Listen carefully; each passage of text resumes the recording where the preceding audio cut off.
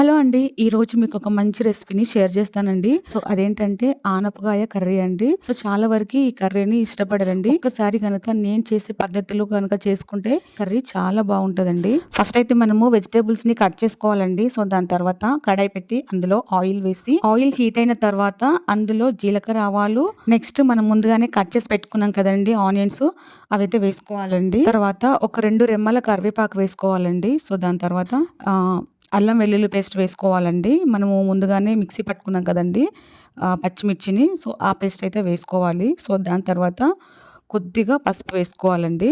అలాగే దాంతో పాటు ఒక టీ స్పూన్ సాల్ట్ కూడా వేసుకోవాలండి. సో, వేసేసి మంచిగా కలిపేసి మూత పెట్టి ఒక 2 నిమిషాలు కుక్ చేసుకోవాలండి. 2 నిమిషాల తర్వాత మళ్ళీ మూత తీసి మంచిగా కలిపేసి మనం ముందుగా కట్ చేసి పెట్టుకున్నటువంటి ఆనప ముక్కల్ని వేసుకోవాలండి. సో, దాని తర్వాత కర్రీకి సరిపడినంత ఉప్పు వేసుకొని మంచిగా కలిపేసి ఒక 2 నిమిషాలు ఆనపకాయల్ని మగ్గించుకోవాలండి. 2 నిమిషాల తర్వాత మూత తీసేసి మంచిగా కలిపి ఇప్పుడు టమాటా వేసుకోవాలండి. వేసేసి మంచిగా కలిపి మరొక 4 నిమిషాల పాటు ఉడికించుకోవాలండి. 4 నిమిషాల తర్వాత చూస్తారా మంచిగా ఉడికింది. నెక్స్ట్ ఇప్పుడు లాస్ట్ కి కొత్తిమీర వేసి మంచిగా కలిపేసి మరొక 2 నిమిషాలు కుక్ చేసుకోవాలండి. ఎందుకంటే కొత్తిమీర ఫ్లేవర్ కూడా ఆనప ముక్కలకు పట్టాలి కాబట్టి ఉడికించుకోవాలి. 2 మినిట్స్ తర్వాత స్టవ్ కట్టేయాలండి. అంతే అండి, సింపుల్. ఎంతో టేస్టీ అయిన ఆనపకాయ కర్రీ రెడీ అయిపోయింది. వీడియో నచ్చితే లైక్ చేసి సబ్స్క్రైబ్ చేయండి. By by.